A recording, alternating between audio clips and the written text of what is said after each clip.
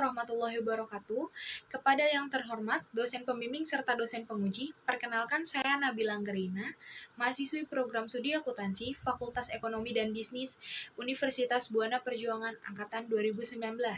Saya akan memaparkan hasil dari kerja praktik saya yang berjudul Pengendalian Manajemen pada Perbankan Syariah di Bank Syariah Indonesia. Akan ada 5 poin pembahasan yang akan saya paparkan. Yang pertama ada pendahuluan, yang kedua ada gambaran umum perusahaan, yang ketiga ada tinjauan pustaka, yang keempat ada pelaksanaan kerja praktik, yang kelima ada kesimpulan dan saran. Baik, selanjutnya kita masuk ke poin pertama. Poin pertama ada pendahuluan. Pendahuluan sendiri dibagi menjadi 2 pembahasan, yaitu latar belakang dan tujuan kerja praktik. Untuk pembahasan pertama, latar belakang. PT Bank Syariah Indonesia Tbk atau biasa disebut dengan BSI secara resmi lahir pada tanggal 1 Februari 2021 atau 19 Jumadil Akhir 1442 Hijriah. BSI merupakan bank hasil merger antara PT Bank BRI Syariah Tbk, PT Bank Syariah Mandiri Tbk, dan PT Bank BNI Syariah Tbk. Pembahasan selanjutnya ada tujuan kerja praktik. Untuk tujuan kerja praktik sendiri, yaitu untuk mempelajari serta memahami lebih jauh tentang pengendalian manajemen pada perbankan syariah, dan memahami prosedur marketing di dalam perbankan syariah, serta juga mempelajari sistematika pengerjaan dan memperdalam pengetahuan tentang proses pembiayaan. Selanjutnya, masuk ke poin kedua, yaitu gambaran umum perusahaan. Untuk gambaran umum perusahaan itu sendiri, yaitu PT Bank Syariah Indonesia Tbk, KCP Cikarang Jababeka, berdiri pada tanggal 1 Februari 2021, yang beralamatkan di Ruko Metro Boulevard, Jalan Niaga Jababeka 2, Blok A1 Blok A2, Cikarang, Pasirsari, Kabupaten Bekasi, dengan beralamatkan email www.bankbsi.co.id. Berikutnya ada sejarah perusahaan. Bank Syariah Indonesia Tbk atau biasa disingkat dengan BSI secara resmi lahir pada tanggal 1 Februari 2021 atau 19 Jumadil Akhir 1442 Hijriah. Presiden Joko Widodo secara langsung meresmikan Bank Syariah Indonesia tersebut di Istana Negara.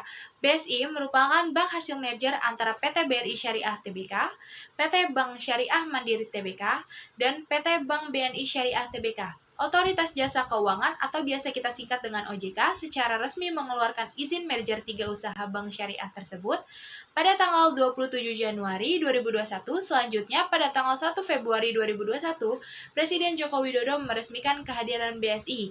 Penggabungan ini menyatukan kelebihan dari 3 bank syariah, sehingga menghadirkan layanan yang lebih lengkap, jangkauan yang lebih luas, serta memiliki kapasitas permodalan yang lebih baik. Didukung dengan sinergi dengan perusahaan, serta komitmen pemerintah melalui Kementerian BUMN, Bank Syariah Indonesia, untuk dapat bersaing di tingkat global. Poin ketiga yaitu tinjauan pustaka. Untuk tinjauan pustaka sendiri, yang pertama yaitu ada pengertian akuntansi. Akuntansi menurut Rizal Effendi, akuntansi merupakan proses pengidentifikasian, pengukuran, pencatatan, penggolongan, dan pengikhtisaran, serta pelaporan informasi keuangan dalam ukuran moneter atau uang dalam suatu perusahaan atau organisasi yang ditujukan kepada pihak-pihak yang berkepentingan dalam rangka pengambilan keputusan. Selanjutnya ada pengertian akuntansi sektor publik.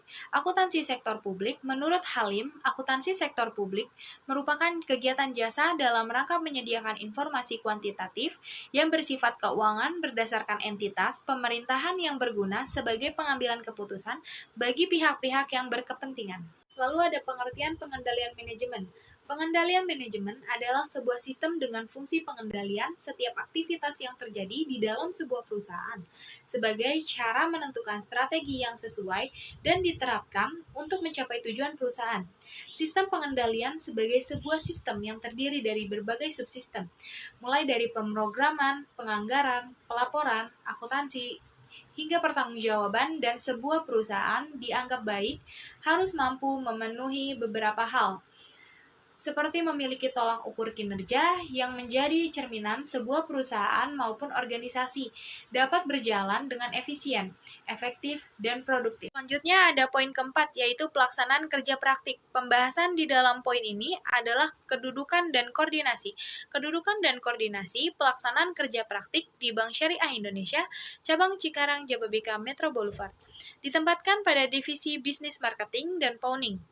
Bagian marketing bertugas untuk melakukan by checking calon nasabah serta memastikan dokumen pembiayaan telah dilengkapi sebelum fasilitas dicairkan berdasarkan checklist yang telah disepakati.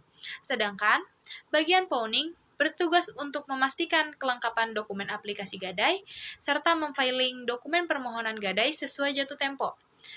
Praktik kerja terhitung mulai hari Senin tanggal 11 April 2022 sampai dengan Jumat tanggal 11 Juni 2022. Waktu jam kerja dimulai pukul 8 hingga 17 waktu Indonesia Barat. Dalam proses pelaksanaan kerja lapangan dibimbing oleh Ibu Pipit Etriana Panida. Terakhir ada poin kelima, yaitu kesimpulan dan saran. Kesimpulan yang saya dapat selama kerja praktik di Bank Syariah Indonesia, kantor cabang pembantu Cikarang Jababeka, yaitu selama melaksanakan kerja praktik lapangan, seringkali terjadi gangguan dalam sistem komputerisasi dan juga keterbatasannya tenaga kerja, sehingga pengendalian manajemen di Bank Syariah Indonesia KCP Cikarang Jababeka kurang tertata dan bisa menjadi pelajaran untuk kedepannya agar bisa menjadi lebih baik lagi dalam pelayanan dan dalam pengendalian manajemen.